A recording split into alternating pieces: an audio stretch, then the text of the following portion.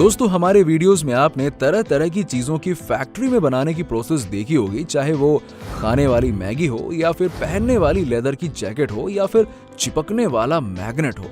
लेकिन अगर आप नजर घुमाकर देखेंगे ना, तो आपके लिस्ट में एक चीज मिस हो रही है। अगर आप नहीं समझ पाए हैं तो चलिए आपको बता देते हैं कि वो चीज क्या है। वो चीज है हमारे घर को बनाने वाली सबसे खूबसूरत चीज, सीमेंट। जी हाँ, अभी तक हमने जितने भी लोगों से बात किया है, उनका यही कहना है कि उनके मन में एक सवाल तो जरूर था, लेकिन उन्होंने उसका जवाब जानने की बहुत ज्यादा कोशिश नहीं की। क्या आप भी इन्हीं लोगों में से एक हैं? अगर हाँ, तो आज के बाद सीमेंट का नाम आपके फैक्ट्री में बनने वाले चीजों की लिस्ट से बाहर हो जाएगा।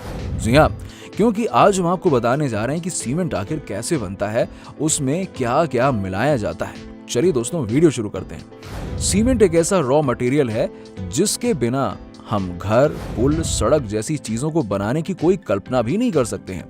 हमने सीमेंट का इस्तेमाल तो बहुत किया और आप अपने आसपास सीमेंट का इस्तेमाल होते हुए तो देखते भी हैं, लेकिन क्या आपके मन में कभी ये सवाल आया कि सीमेंट कैसे बनता है, या फिर इसमें ऐसा क्या मिलाया जाता है कि ये बालू, ईंट और गिट्टी को इतनी मजबूती से पकड़ लेता है? सीमेंट किसी भी घर, बिल्डिंग को बनाने के लिए इस्तेमाल में की जाने वाली सबसे पहली और सबसे जरूरी सामग्री है, जिसके मदद से ईंटों और पत्थरों को जोड़कर दीवार बनाने, कंक्रीट की ढलाई करने, पिलर, बीम बनाने के लिए किया जाता है। क्या आप जानते हैं, अब तो सीमेंट का इस्तेमाल कलाकारी के फील्ड में भी किया जाता है। वैसे तो इसका सामान्य रंग हल्के सफेद या काले रंग का होता है, लेकिन सीमेंट सफेद, काले और रंगीन भी होते हैं।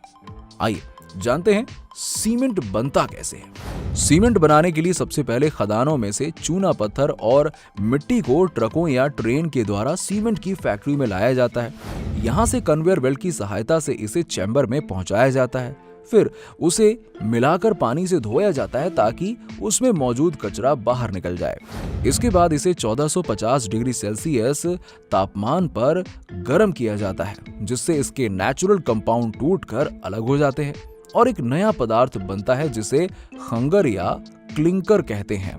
अब इसके बाद में इसमें जिप्सम मिलाकर इसे बारीक पीस लिया जाता है। जिप्सम इसलिए मिलाते हैं ताकि पानी में भीगते ही सीमेंट सख्त ना हो जाए, क्योंकि सीमेंट में पानी डालते ही सीमेंट सख्त हो जाएगी और हम इससे दीवार और ईंटों पर सही से लगा भी नहीं पाएंगे और तब तक ये अपना रूप ले लेगी। इसके बाद सीमेंट को अच्छे से ठंडा करके इसकी पैकिंग की जाती है और फिर इसको मार्केट में बेचने के लिए भेज दिया जाता है, जहां से हम इसे खरीदकर अपनी जरूरत के अनुसार इसका इस्तेमाल कर लेते हैं। सीमेंट दो अलग अलग तरीकों से तैयार किया जाता है।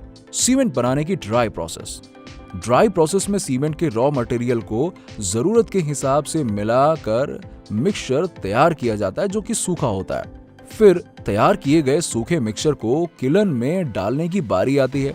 सूखा मिक्सचर किलन में जैसे जैसे आगे बढ़ता है, वैसे वैसे किलन का तापमान बढ़ता रहता है, जिससे सूखे मिक्सचर का छोटी छोटी गोलियों का रूप लेना शुरू कर देती हैं, जिसे नूडल्स कहते हैं।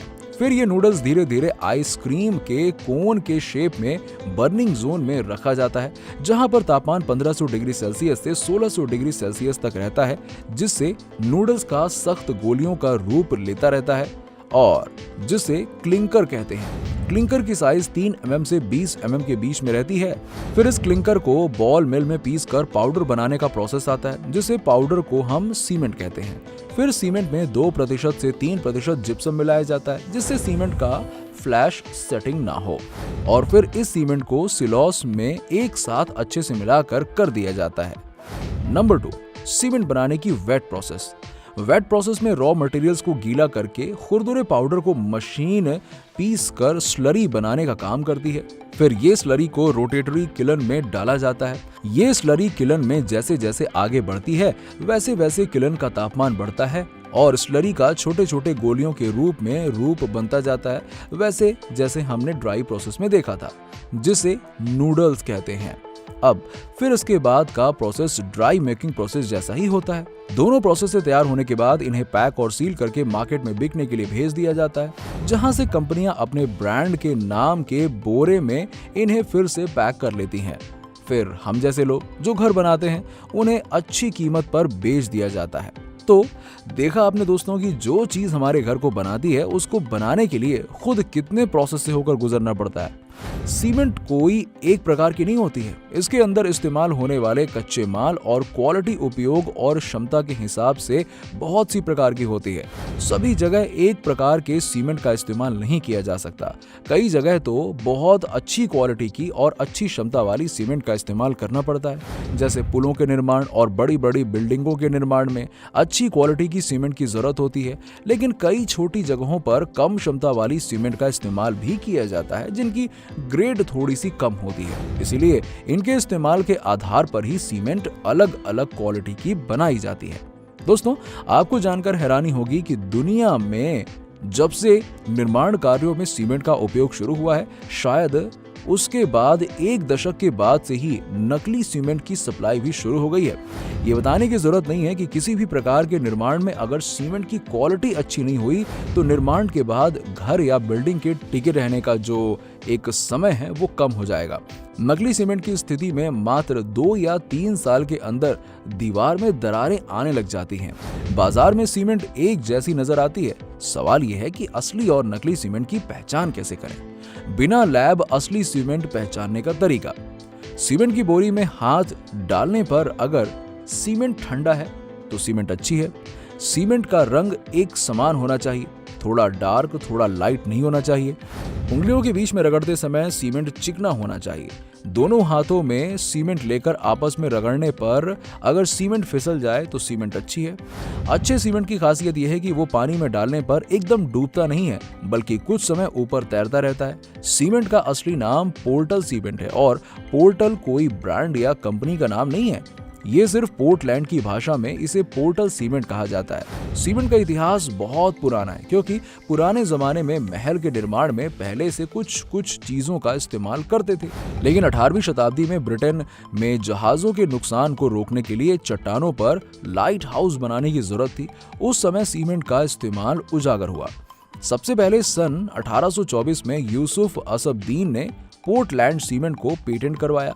उन्होंने इसे मिट्टी और चूना पत्थर से बनाया। इसे कंक्रीट से बनाया गया था, इसीलिए इसे पोर्टलैंड सीमेंट कहा, क्योंकि पोर्टलैंड चूना पत्थर की तरह दिखता है। और सन 1845 में एशेज जॉनसन ने पोर्टलैंड सीमेंट को मॉडर्न यूज के लिए बनाया था। जॉनसन ने पोर्टलैंड सीमेंट बनाने के लिए उसी सामग्री का इस्तेमाल किया था जो अब हम उपयोग करते हैं। आज तो अलग अलग क्वालिटी की सीमेंट बनाई जाती है और बहुत सी कंपनी अलग अलग नाम से सीमेंट की मार्केटिंग करती है। जी हाँ दोस्तों, अगर आप ताजमहल के इतिहास के बारे में जानेंगे तो अब बात करते हैं सबसे दिलचस्प मुद्दे की, कि जो ये है कि सीमेंट का आविष्कार सबसे पहले 1824 में इंग्लैंड में हुआ था। तो आखिर कैसे बिना सीमेंट के ताजमहल जैसी इतनी मजबूत इमारत खड़ी है? इसमें एक अच्छी बात यह है दोस्तों कि ये जो है ना ताजमहल की नींव, इस नींव में भी सीमेंट और कंकड़ पत्थरों का इस्तेमाल नहीं किया गया। 1631 में ताजमहल का निर्माण का काम शुरू हुआ और जो टोटल 22 साल तक चलने के बाद 1653 में जाकर समाप्त हुआ और इसमें कुल 20,000 मजदूरों ने काम किया। बताया जाता है कि ताजमहल के निर्माण में उस समय तकरीबन 3 करोड़ रुपए की लागत आई थी, जो उस समय की सभी इमारतों की लागत में सबसे ज्यादा थी। ताजमहल की सबसे अनोखी बात यह है कि ये भूकंप के झटकों में भी आसानी से नहीं गिरने वाला। लगभग 400 सालों से ये अब तक अडिग और सुंदर इमारत टिकी हुई है। दोस्तों, ताजमहल की नींव बनाने में लकड़ियों का इस्तेमाल किया गया है। आपको ये बात जानकर थोड़ी हैरानी हो सकती है, लेकिन ये बिल्कुल सच है। इसकी नींव में आबूनस के पेड़ लगाए गए हैं। ऐसा इसलिए क्योंकि ताजमहल के एकदम पास यमुना नदी बहती है और आबूनस के पेड़ 30% नमी धारण करके लंबे समय तक एक मजबूती से खड़े रहते हैं। जी हाँ, इन्हें नमी हासिल होने के बाद दीमक नहीं लगती है। इसके बाद बात करते हैं कि आखिर ताजमहल में संगमरमर के पत्थर चिपकाने के लिए किस चीज का इस्तेमाल किया गया था, क्योंकि दोस्तों उस समय सीमेंट जैसी किसी भी चीज का तो अस्तित्व था ही नहीं और बादशाह चाहते थे इसे सदा सदा के लिए मजबूत बनाया जाए। इसी वजह से इसके निर्माण के लिए खास तरह का घोल तैयार किया गया।